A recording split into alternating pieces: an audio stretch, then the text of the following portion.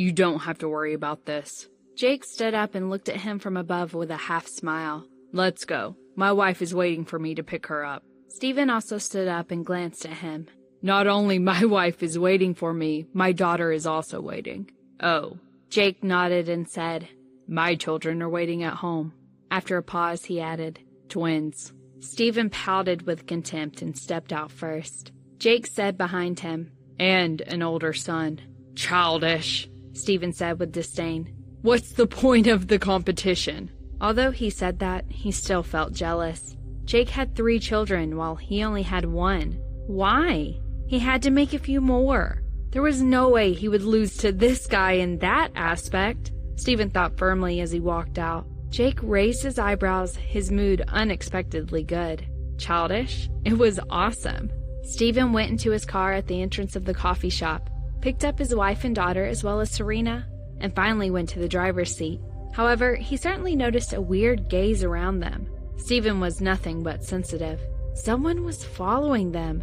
Looking around, he whispered to Jake standing nearby. Someone is watching us. Do you feel it? Hearing that, the guy only looked at him leisurely and then opened the door of the co-pilot and got in calmly. It was as if he had already known this. Stephen felt incredulous. How could Jake be so calm?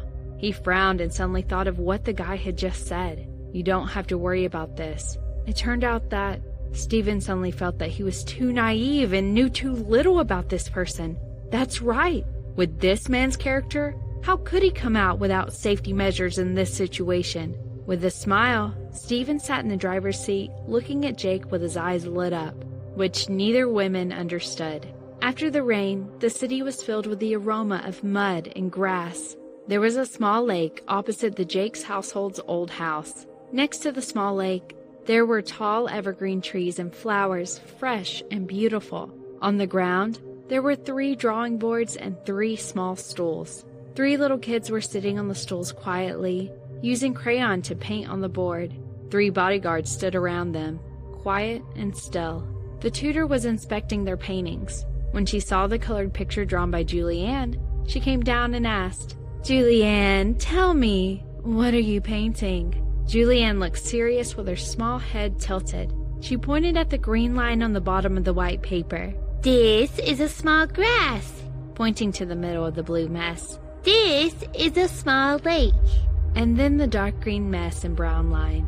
This is a small tree. I haven't painted the rest yet. I'll show it to you when I finish. The tutor was amused and touched the little girl's small head. It's amazing. Julianne was feeling smug.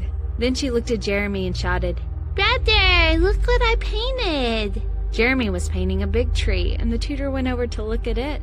It was the most classic half circle and 2 brown lines. It was very simple, but much better than Julianne's work.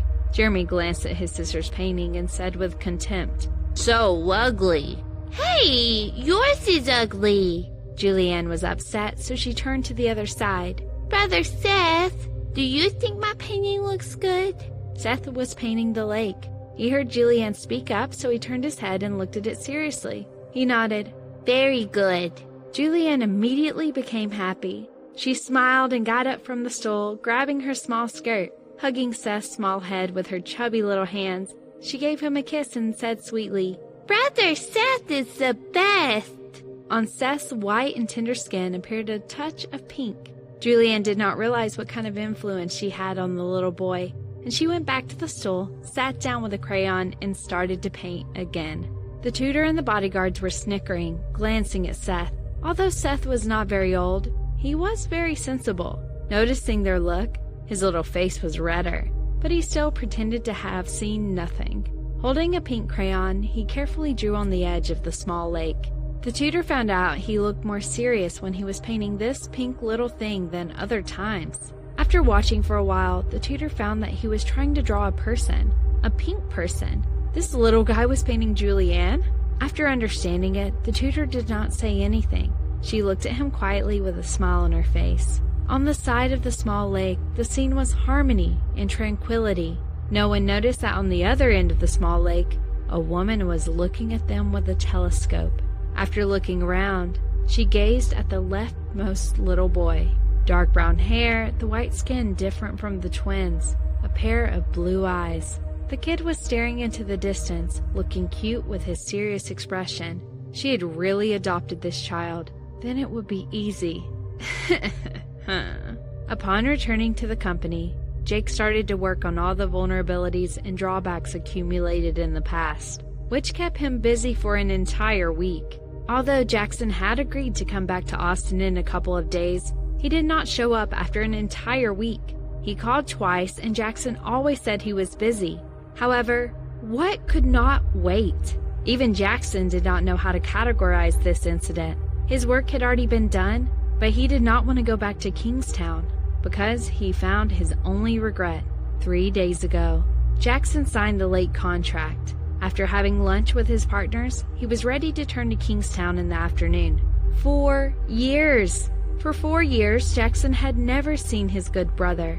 After he had been dead for 4 years, he heard his voice again. Jackson was more than excited, which was why he was in such a hurry when going to the airport. However, after joy comes sadness.